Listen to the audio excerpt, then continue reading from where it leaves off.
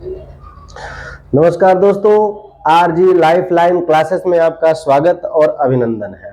जैसा कि दोस्तों आपको हम छंद पढ़ा रहे थे और छंद में हमने आपको छंद किसे कहते हैं, छंद की परिभाषा के साथ साथ छंद कितने प्रकार के होते हैं, छंद में गति क्या है, यति क्या है, लय क्या है, ये सब हम आपको बता चुके हैं।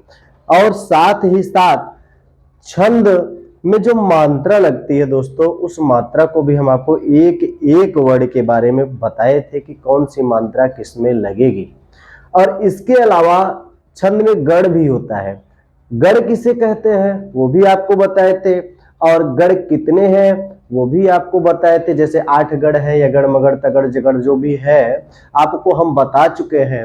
अब आज हमको आपको बताना था चौपाई छंद। आपसे बताए थे हम कल से चौपाई छंद स्टार्ट करेंगे। तो दोस्तों किसी कारणवश हम उस चौपाई छंद को बना नहीं पाए, थोड़ी व्यस्तता थी, और आज हम चौपाई छंद को आपके सामने प्रस्तुत करेंगे। और चौपाई छंद, चौपाई वही रामायण की चौपाई, वही रामायण की चौपाई, चौपाई वही हनुमान चालीसा की चौपाई। उसी चौपाई छंद में कितनी मात्राएं होनी चाहिए, किसमें किसका निषेध होना चाहिए, कितने चरण होने चाहिए, ये सब हम आपको आज चौपाई में बताएंगे।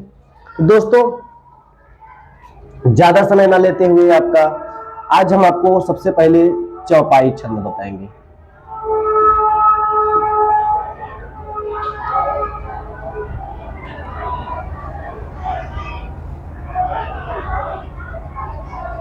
दोस्तों चौपाई छंद,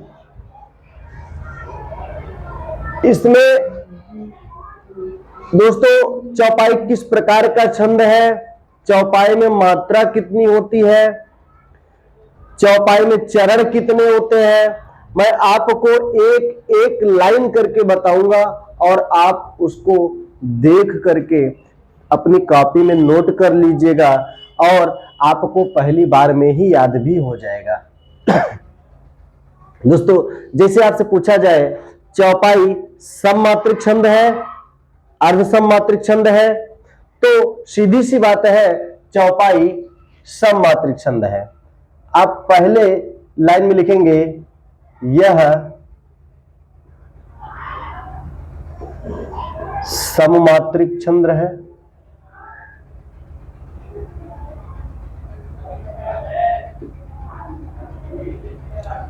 और दूसरा आप लिखेंगे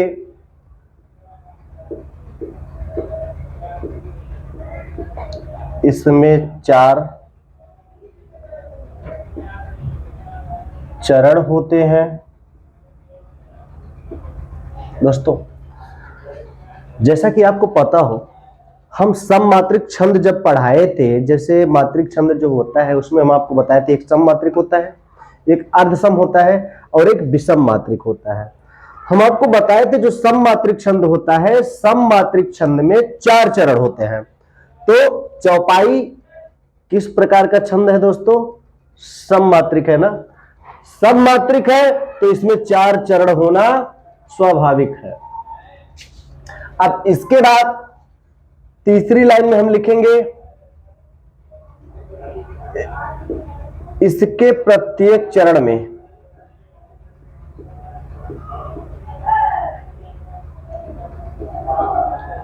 प्रत्येक चरण में 16-16 मात्रा होती है, 16-16 मात्रा होती है।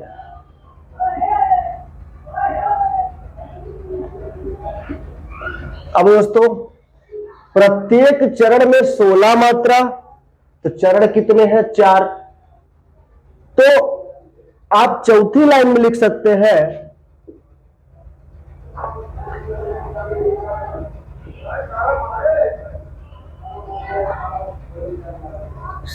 सब मिलाकर इसमें 64 मात्रा होती है।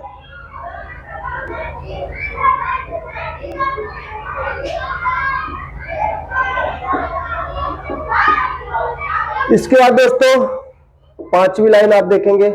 पांचवी लाइन में क्या है?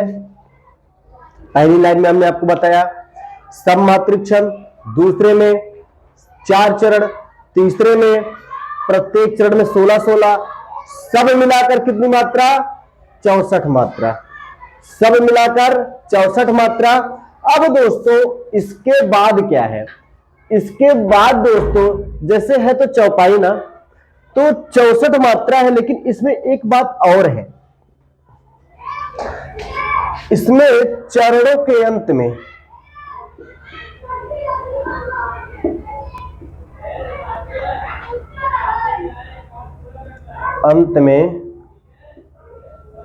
जगड़ और तगड़ का निषेध है। दोस्तों निषेध है का मतलब प्रत्येक चरण के अंत में जगड़ और तगड़ नहीं होगा। आई बात समझ में?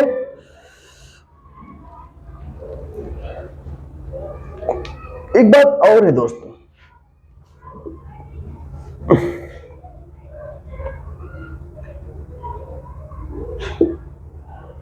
चरणों के अंत में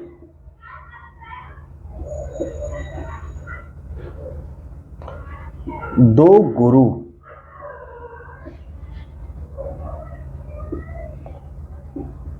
होता है। अब देखिए, जैसे आप लोग चौपाई छंद का परिभाषा पढ़ते हैं, क्या पढ़ते हैं? यह सममात्रिक छंद है, इसमें 4 चरण होते हैं। हम इसको आपको एक एक लाइन बताए हैं। जैसे आपसे कोई पूछे, मान लीजिए अब परीक्षाओं में ऐसे ऐसे प्रश्न बन रहे हैं जिसकी हम आप कामना ही नहीं कर सकते, इसीलिए मैं आपको हर लेवल से आपको मेंटेन करना चाहता हूं। दोस्तों जैसे आपसे पूछे कि किस छंद में 16-16 मात्रा होती है, आपको सभी लाइनें याद रहेंगी। तो इसमें आप तीसरी लाइन में देखेंगे प्रत्येक चरण में 16-16 मात्रा होती है। ये चौपाई में होता है। किसमें होता है? चौपाई में। फिर आपसे पूछे कि किस छंद में प्रत्येक चरण के अंत में जगड़ और तगड़ का निषेध है, तो सीधी सी बात है, आप जगड़ और तगड़ का निषेध आपका हम चौपाई में बताए हैं। आई बात समझ में दोस्तों? तो ये चौपाई छंद, चौपाई छंद इसके विषय में जैसे कहा गया है दोस्तों कि 16 मात्रा की चौपाई, याद कर लीजिएगा, बहुत सरल है। क्या है मैं आपको बता दे रहा हूं टिक के माध्यम से।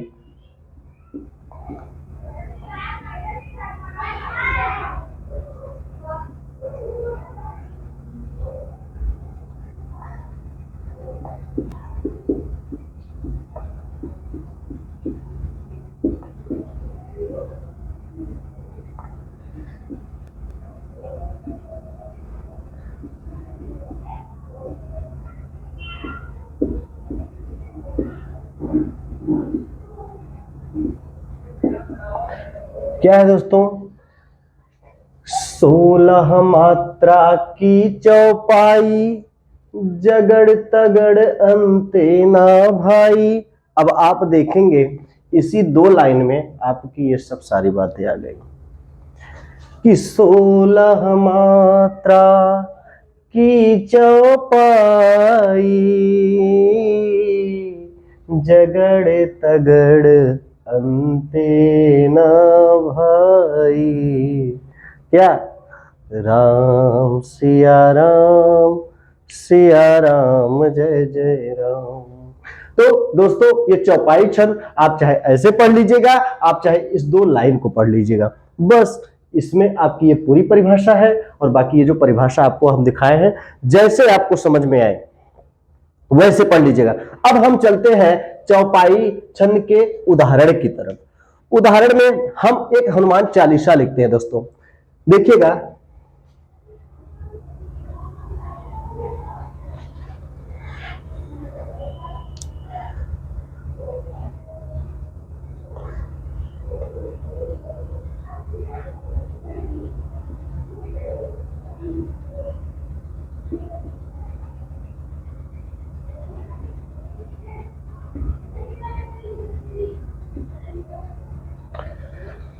जय हनुमान ज्ञान गुण सागर,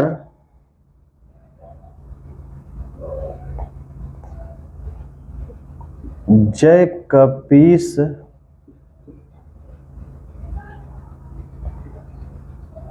तिहु लोक उजागर।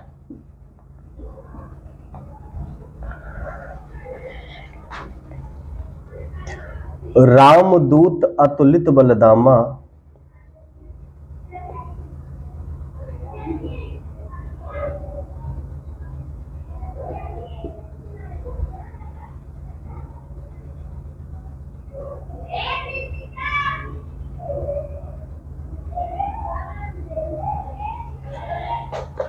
अंजनी पुत्र पवन सुत नामा।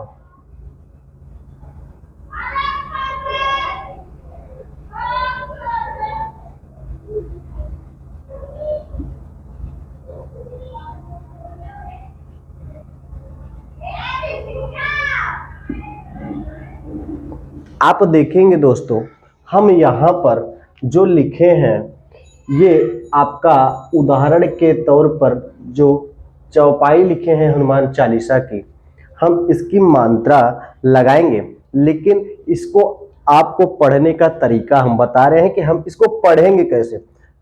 काव्य है, चौपाई है, तो इसको हम ऐसे तो पढ़ेंगे नहीं, जय हनुमान ज्ञान गुण सागर, जय कपीस तिहु लोक उजागर। अरे तो दौड़ते हुए पढ़ रहे हो भाई, नहीं, इसको पढ़ने का तरीका क्या है। जय हनुमान ज्ञान गुण सागर, जय कपीस तिहु लोक उजागर। रामदूत अतुलित बलधामा, अंजनी पुत्र पवन सुत नामा। ये तो रामायण की धुन पे था। क्या था? रामायण। हमने गाकर बताया ना। ऐसे ही चौपाइयां पढ़ी जाती हैं, कविताएं ऐसे ही पढ़ी जाती हैं, जो आप लोग उसको दौड़ाते हुए पढ़ देते हैं, आपको लज्जा आती है। नहीं, ऐसा कुछ नहीं। हमें पढ़ना है ना, तो पढ़ने लिखने में क्या शर्म, क्या लज्जा। जिसको जिस प्रकार से पढ़ा जाना चाहिए उसको वैसे ही पढ़ना चाहिए। जैसे अभी देखिए, इसको पढ़ते ना कि श्री गुरु चरणी सरोज रज, निज मन मुकुर सुधार। तो पहले स्टार्टिंग की है ना, जब हम चौपाई पे आते क्या कहते हैं, जय हनुमान ज्ञान गुण सागर। देखिएगा, जय हनुमान ज्ञान गुण सागर, जय कपीस तिहु लोक उजागर। रामदूत अतुलित बलधामा, अंजनी पुत्र पवन सुत नामा। ऐसे ही आगे की चौपाई भी हम पढ़ेंगे, तो लेकिन उससे पहले हमारा ये जो चौपाई छंद है, इसकी हम पहले मात्रा लगा लेते हैं मित्रों। मात्रा लगाते हैं, देखते हैं हमारा ये सही है क्या, ये वास्तव में ये चौपाई छंद का उदाहरण है। देखते हैं दोस्तों।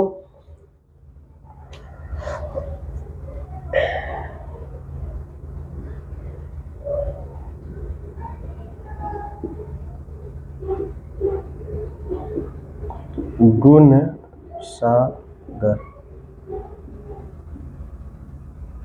कपीस तिहु लोक उजागर।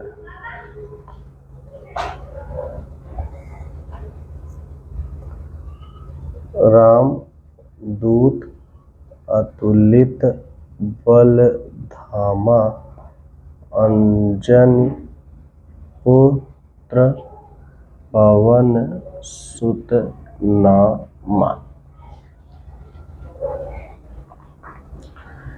जैसा कि दोस्तों आप देख पा रहे हैं, हम सबकी मात्रा लगा दिए हैं। अब देखते हैं सबकी मात्रा जो लग गई है, क्या वह मात्राएं हमारे इस नियम का पालन कर रही हैं। देखते हैं, गिनती करते हैं। 1 2 3 4, इसको हम 2 गिनेंगे, बताए थे पहले भी। 2 6 1 7 2 9 1 10 11 12 13 14 15 1 16, तो ये हमारा 16 मात्रा आ रहा है। ये लाइन हमारी सही है।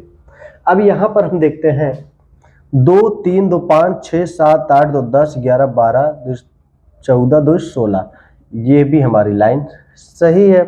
तो अब हम नीचे की लाइनों को देखते हैं। 2 1 3 2 5 1 6 7 8 9 10 11 12 13 14 15 16, ये लाइन भी हमारी सही है। इसके बाद 2 3 4 2 6 7 8 9 10 11 12 4 16, यह भी हमारा सही है। कहने का मतलब दोस्तों, जैसा कि आपको हम बताएं, यह सममात्रिक छंद है। सममात्रिक अर्थात ये 16 मात्रा सब में आ रही है, बराबर मात्रा आया है, इसका मतलब ये लाइन सही है। फिर इसमें 4 चरण होते, आप कहेंगे कि हम 2 लाइन लिखे हैं, 2 लाइन नहीं है, यहां पर हम यति लगाए हैं ना, तो आप देखेंगे ये हमारा यहां से लेकर यहां तक 1 हो गया, 1 लाइन। जगह के अभाव के नाते हमने यहां पर 2 लाइनों में चारों लाइन को लिख दिया है। फिर यहां पर हम देखेंगे ये देखिए, ये हमारा दूसरी लाइन हो गई, तो और ये हुआ हमारा 3, ये 3 हो गया। इसके बाद ये हमारा हो गया 4। इसका मतलब हमारा ये भी सही है और ये भी सही है। इसके बाद सब मिलाकर इसमें 64 मात्रा होती है। सब मिलाकर इसमें 64 मात्रा, तो 16 का पहाड़ा आता है ना, हाँ काउंट कर लीजिएगा। 16 1 16, 16 दूनी 32, 16 3 48, 16 चौके 64, 16 चौके 64 ना, 16 चौक 85 नहीं 64, ठीक है। इसके बाद आपका चरणों के अंत में जगड़ और तगड़ का निषेध है। चरणों के अंत, पहला चरण देखिए ये, देखिए ये, फिर देखिए ये, जगड़ का नाम लिया ना, तो हम 3 मात्राओं को इकट्ठा करेंगे तो जगड़, जो जगड़ होता है, जगड़, तो जगड़ के लिए हमने आपको बताया था जभान होता है, और जभान की जो मात्रा आपको बताए थे जभान, और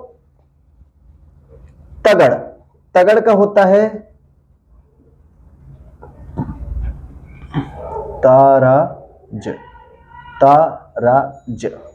तो बताइए दोस्तों, हमारा ये जो मात्रा हम देख रहे हैं, ये जगड़ की और ये तगड़ की, क्या इसमें है? दोनों में से कोई नहीं है ना? इसमें है, नहीं है, इसमें है, नहीं है, इसमें है, नहीं है, अर्थात कहने का मतलब हमारा ये लाइन भी सही है। फिर चरणों के अंत में 2 गुरु, ये 2 गुरु, ये तो इसमें नहीं होता, सॉरी, ये हम गलती से लिख दिए थे मित्रों। ये चरणों के अंत में 2 गुरु, ये हम गलती से आपका लिख दिए थे, ये जबकि आपका इसमें नहीं है। ठीक है दोस्तों, ये आपका नहीं है। तो ये चौपाई छंद आपका यहां पर ये समाप्त है। और कुछ उदाहरण आप अपने मन से लगाइएगा, और जहां पर आपको मात्रा लगाना ना आए, अभी देखिएगा दोस्तों, जैसे आपको हम बताए थे अनुस्वार से युक्त जो वर्ण होगा वो गुरु होगा, और जो आधा अक्षर होगा, आधे अक्षर के पहले जो वर्ण आएगा वो भी गुरु बन जाता है। तो आप देखेंगे यहां पर त्र है ना, त्र में त र और आ है, तो ये आधा ता, ये आधे ता का प्रभाव पू पे पड़ा, तो पुत्र, पुत्र, तो यहां पर इसीलिए हमने इसको गुरु मान लिया है। आई बात समझ में? तो ये चौपाई छंद का उदाहरण था। अब ये चौपाई छंद में अगर आपको कोई दिक्कत हो, ना समझ में आया हो, तो आप हमको कमेंट करके जरूर बताइएगा। अब हम आपको दोहा छंद बताने जा रहे हैं, इसमें कोई दिक्कत हो तो कमेंट करके बताएंगे जरूर, और इसका स्क्रीनशॉट लेना चाहे तो आप स्क्रीनशॉट ले सकते हैं।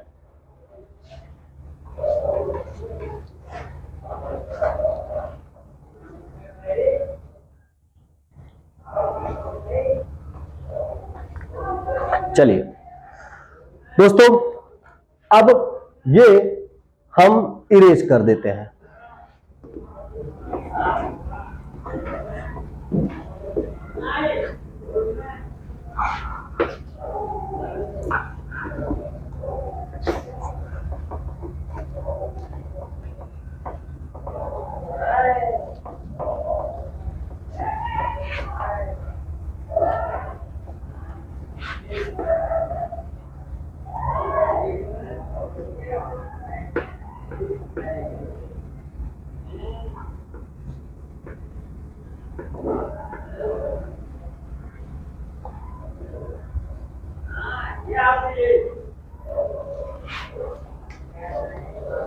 दोस्तों, अब हम बताएंगे आपको दोहा छंद के बारे में।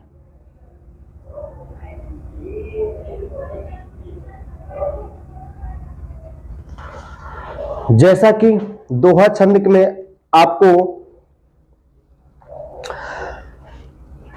यह जो दोहा छंद है किस प्रकार का छंद है, इसमें कितने चरण होते हैं, इसमें मात्रा कितनी होती है, हम चौपाई छंद की तरह दोस्तों इसमें भी एक एक लाइन करके बताएंगे। तो दोस्तों, जैसा कि दोहा छंद है तो यह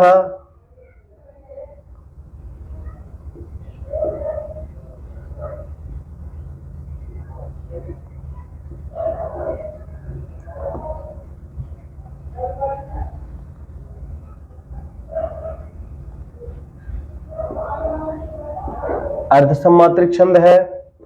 फिर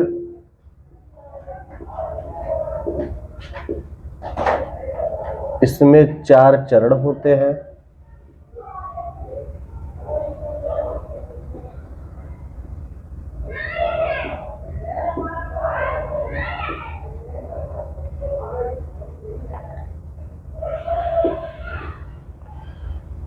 इसके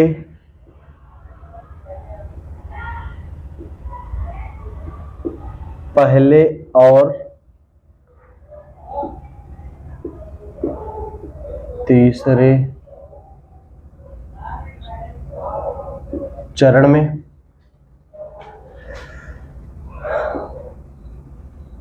13 मात्रा,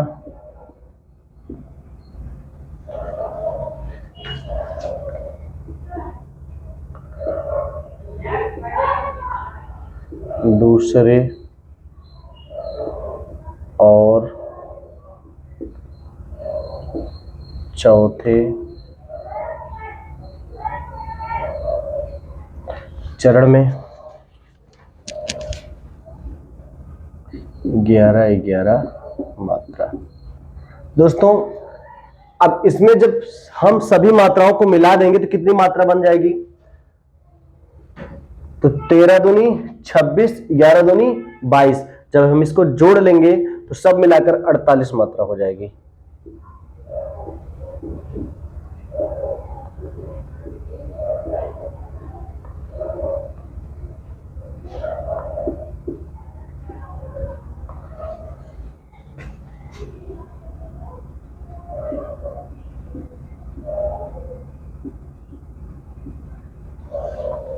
और इसके बाद इसमें कुछ नियम और हैं दोस्तों। कुछ नियम और का मतलब कहने का क्या है कि जैसे आपका इसमें जो सम चरण है दोस्तों, सम चरण के अंत में आपका इसमें 2 गुरु आता है। सम चरणों के अंत में 2 गुरु आता है, लेकिन सम चरणों के पहले जो विषम चरण है हमारा विषम चरण है, विषम चरण के आदि में, आदि मतलब पहले, विषम चरण के आदि में, आदि मतलब पहले क्या होता है, यह जगड़ नहीं होता है।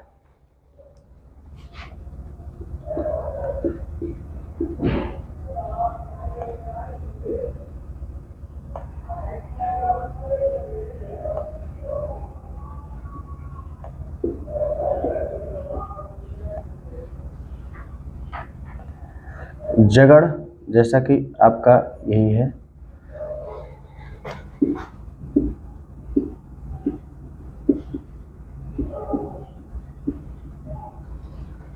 इसके बाद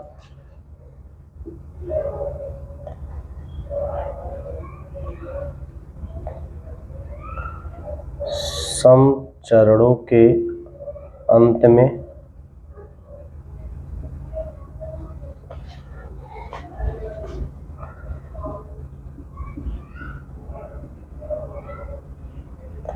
दो गुरु होना आवश्यक है।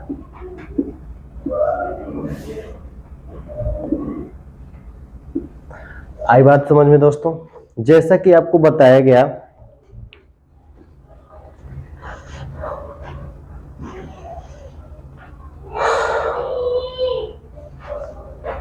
देखिए ध्यान दीजिएगा, यह अर्धसम मात्रिक छंद है। अर्धसम, अर्ध का मतलब होता है आधा और सम का मतलब होता है बराबर। अर्थात जिस छंद के जो चारों चरण हैं आधे चरण आपस में बराबर हों उसे दोहा छंद कहा जाता है। जैसे आप देखेंगे यह अर्धसम मात्रिक छंद है, इसमें 4 चरण होते हैं। इसके पहले और तीसरे चरण में 13-13 मात्रा और दूसरे और चौथे चरण में 11-11 मात्रा, सब मिलाकर 48 मात्रा होती है। और विषम चरणों के आदि में जगड़ नहीं होना चाहिए। विषम चरण मतलब दोस्तों कि जो हमने पहला और तीसरा कहा ये विषम है, विषम संख्या है ना। तो इसके बाद सम चरणों के अंत में 2 गुरु। सम चरण का मतलब है दोस्तों जो हमारा दूसरा और चौथा चरण है, इसमें क्या होगा? 2 गुरु होगा। अब हम इसका उदाहरण देख लेते हैं। उदाहरण है जैसे हम हनुमान चालीसा के दोहे से ही स्टार्ट करते हैं।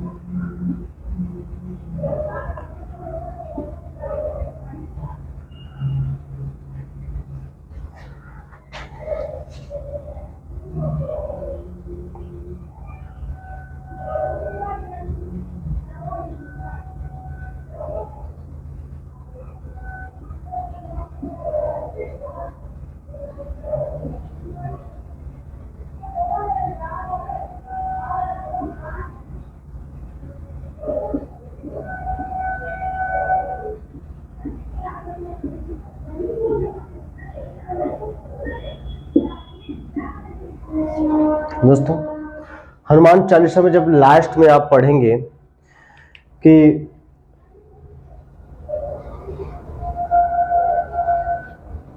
तुलसीदास सदा हरचेरा कीजय नाथ हृदय महडेरा, उसके बाद आपका आता है पवन तनय संकट हरण मंगल मूर्ति रूपी राम लखन सीता सहित हृदय बसहु सुरभु। पहले हम इसकी मात्रा लगा लेते हैं, फिर हम आपको बताते हैं इसको पढ़ना कैसे है। आप देखेंगे पवन तनय संकट हरण मंगल मूर्ति रूप राम लखन सीता सहित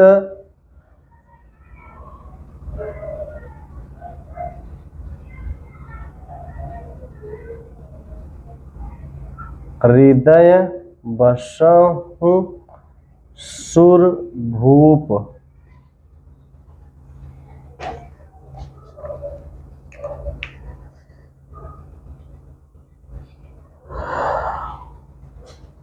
देखिए दोस्तों आपका मंत्र हम गिन लेते हैं 1 2 3 3 6 2 8 2 10 11 12 13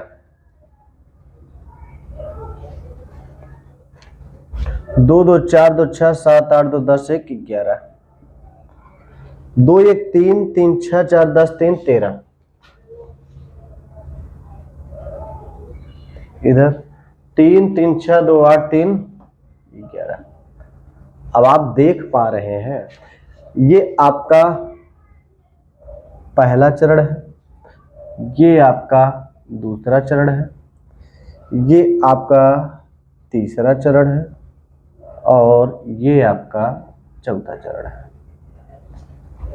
अब आप देखें कि हमने बताया कि यह अर्धसम मात्रिक छंद है। अर्धसम अर्थात आप देख रहे हैं किसी में 13 है, किसी में 13 है, फिर किसी में 11 है, किसी में 11 है, तो यह अर्धसम अर्थात आपस में दो चरण क्या है, समान है।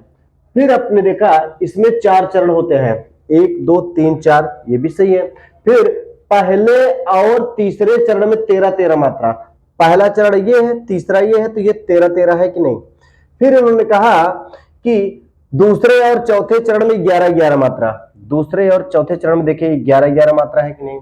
फिर इन्होंने कहा कि सब मिलाकर 48 मात्रा, जब आप जोड़ेंगे तो ये 48 आ जाएगा।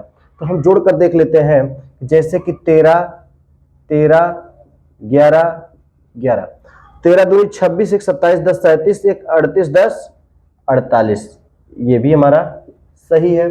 इसके बाद आपको क्या बताया गया, विषम चरणों के आदि में जगड़ नहीं होता। विषम चरणों के आदि में तो आप देखेंगे ये एक विषम संख्या है, 3 विषम संख्या है। आदि मतलब शुरुआत में क्या नहीं होगा, हमारा जगड़ नहीं होगा। तो जगड़ के आप देख रहे हैं, ये आपका नशल है अर्थात नगड़ है, और इसको आप देख रहे हैं ये क्या है, ये भानस है जिसको आप भगड़ जानते हैं। तो जैसा कि इस शर्त के अनुसार आपका ये जगड़ भी नहीं है आदि में। फिर हमने क्या कहा, सम चरणों के अंत में दो गुरु। देखिए मित्रों, यहां फिर हम गलती कर गए, 2 गुरु नहीं होगा, यहां पर आपका सम चरणों के अंत में एक गुरु और एक लघु, ये होगा। पता नहीं क्या दिमाग में चल रहा है कि आपको चौपाई में भी गुरु बता दिए और इसमें भी 2 गुरु बता दिए, जबकि सम चरणों के अंत में एक गुरु और एक लघु होना आवश्यक है। तो आप देख रहे हैं दूसरी मात्रा हमारी जो सम है, ये 2 और 4 है, तो इसमें हमने क्या बताया, गुरु और लघु होगा। कहां, अंत में। देखिए गुरु लघु है कि नहीं, आई बात समझ में मित्रों। तो कहने का मतलब जितने हम दोहा छंद के नियम बताए आपको, वो सब के सब नियम आपके इस पवन तनय संकट हरण मंगल मूर्ति रूप राम लखन सीता सहित हृदय बसो सुरभूप इसमें आ गए हैं। अच्छा, कहीं ना कहीं आपके दिमाग में ये भी चल रहा होगा, यहां पर हृदय लिखे हैं, यहां पर हम 1 मात्रा और यहां पर रूप लिखे हैं, यहां पर हम 2 मात्रा लगाए हैं। लेकिन आप ध्यान दीजिएगा दोस्तों, हम पढ़ कैसे रहे, पढ़ने के तरीके को, इसको पढ़ा कैसा जाएगा, आप ध्यान दीजिएगा। उसी हिसाब से आपको मात्रा बताए थे ना, चढ़ाव उतार जो होता है, लय गति प्रवाह। देखिए क्या है, पवन तनय संकट हरण, देख रहे ना, बहुत स्लोली जहां पर आपका जो लय है उस लय में चलते हुए कि पवन तनय संकट हरण मंगल मूर्ति रूप, देखिएगा रूप रा पे बड़ा हुआ आ रहा है ना, मंगल मूर्ति रूप। तो यहां पर गुरु होगा कि नहीं होगा। फिर ऐसे ही राम लखन सीता सहित हृदय, देखिए ना, हृदय ऐसा नहीं कर रहे हृदय, नहीं ना, हृदय बसहु सुरभूप। तो यहां पर इसीलिए हमने लघु की मात्रा लगाई है। दोस्तों आपको यह दोहा छंद भी समझ में आ गया होगा, और आप इसका स्क्रीनशॉट लेना चाहें तो इसका स्क्रीनशॉट ले सकते हैं।